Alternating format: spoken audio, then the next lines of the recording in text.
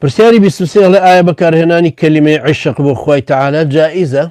ئەم سوالە کێشەیەکی گرنگە لە نێوان چەند دانە مامۆستا لە شاری کرماشان لە ئێران.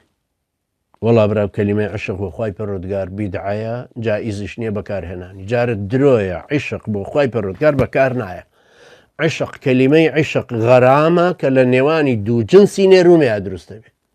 وەڵاهی نە نێر لەگەڵ نێرەی کە عیشقی یەکتر ببن ئللا بە هەتی و بازی بە نێربازی، وەکو ئەو شیعرە سەخیفانەی کە خوێنینەوە لە بەشار بن بردەوە بۆ هەندێک شاعیری کورد، یان کچ لەگەڵ کچ کە سیحاقیە و ئێسەلام ئەوروپا و بۆمان هاتۆتە عیشقی یەکتر ببن.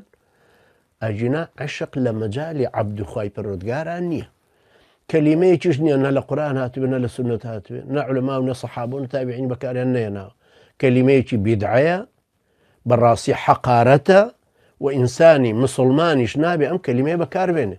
خۆی پەروەردگار لە ئایەتی سەریحی خۆیان فەرمێ یحبهم ویحبونه، خۆشەویستی بۆ بەکارهێناوە. بۆ بینی ژن و مێردە فەرمێ مەوەدەتەن و ڕەحمە، بۆ خۆی پەروەردگارە فەرمێ یحبهم ویحبونه.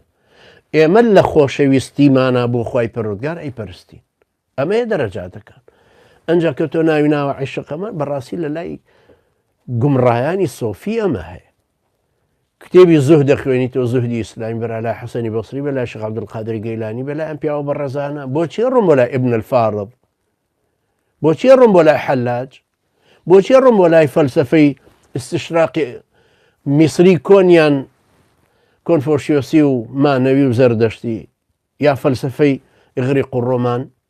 سۆفیگەری فەلسەفی مەبەستم کە ئەسڵەکەی بگەڕێتەوە بۆی. بۆ گەڕێمە بۆ زوهدەکە، بۆ ناگەڕێمە سەر قورئانەکەی خۆی پەروەردگار کە فەرمێ خۆی گەورە قەومێک دێنە لە جاتی ئێوە گەروانەکەن، ئەفەرمێ يحبهم ويحبون يا أيها الذين آمنوا من يرتد منكم عن دينه فسوف يأتي الله بقوم يحبهم ويحبون قل إن كنتم تحبون الله فاتبعوني يحببكم الله. باسي خۆشەویستی ئاواکە لە بینی ئەم عەبدانە، ئەم سەحابیە بەڕێزانە، لەبەر بەڕاستی کەلیمەی عاشق نابێ بۆ عەبدێ بەکاربێنێ عاشقی خوای گەورە بوو و ئەو عیشقش عیلاقەی هەیە بەسەر جنسی نێرومێوە. هەتا ئێوارە بۆشمان باسکەنەوە بڕە هەموو تاریخی کەلیمەکە بگەڕێتەوە، هەر عیلاقی بەسەر عیشق و هیام و غەرام و ئەمانە هەمووی عیلاقیان بەسەر ئەوان بەسەر دڵدارێتیەوە هەیە کە لەگەڵ عاشقەکانە ئەوش هەموو شاعیرانە بەکاریان هێناوەتەوە. خوا لاماندالی.